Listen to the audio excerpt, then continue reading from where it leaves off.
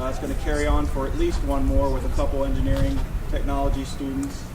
And what we set out to do was have a self-contained power system that you could take off the grid and provide a day to 2 days power to run medical equipment, communications, emergency service type stuff. And we actually did it. This system will store in these 4 batteries that are back here 12 kilowatt hours of power, which is enough to run a small trailer or an apartment for a day. Standard 120. It recharges fully on renewable energy at about a 50-50 rate. So after a days of use, if you're conserving energy, you'll be able to recharge the system fully using the wind turbine and the solar cells. Everything on this project was custom designed and built.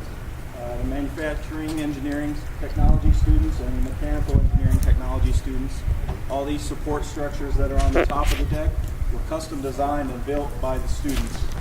The trailer itself was custom spec'd and sent to a manufacturer down in Salt Lake to build for us to support all these structures.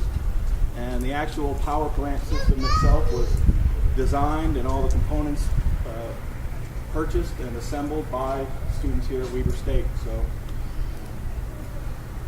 that's pretty much an overview. Does anybody have any questions?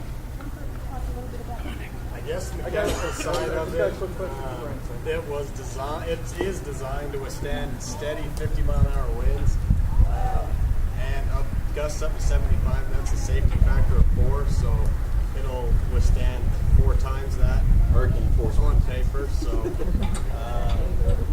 it's fully self-contained. You don't have to attach anything to the ground. That was the biggest thing, is these guide wire. This guide wire support system is all custom designed and built. Usually these guide wires have to go to the ground and anchored 8 feet in the ground for it to withstand. So this was quite a project and a feat for the mass guys to accomplish. The solar panel system, it slides in and out like you've seen, tilts. It's done to do that so it can track the sun. Future projects are going to hook it up to a software program to where it will adjust its position with the position of the sun. So that'll be future projects. And other than that, that's about all. There were 23 students 23 working on students from 4 different disciplines.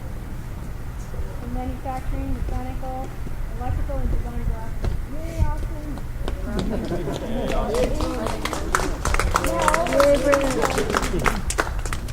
Yay, Brian! Yay. You have a question, sir? Yes. Just how awesome are you, Brian? We all want to know. I would have to get out some calculations for that, but Well, I'm Sylvester moderately Bill, so awesome.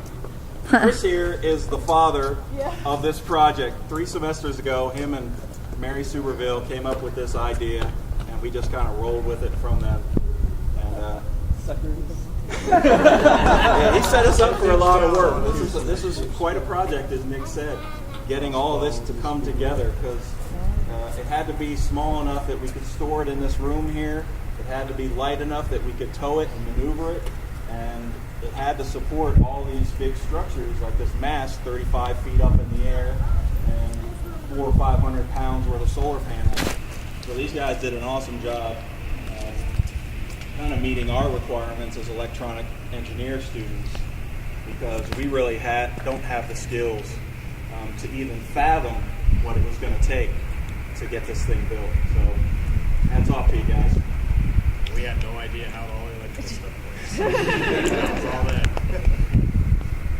Like I said, it's self-contained. You can plug in standard hair dryer, refrigerator, medical equipment. Does it have an automatic shut-off?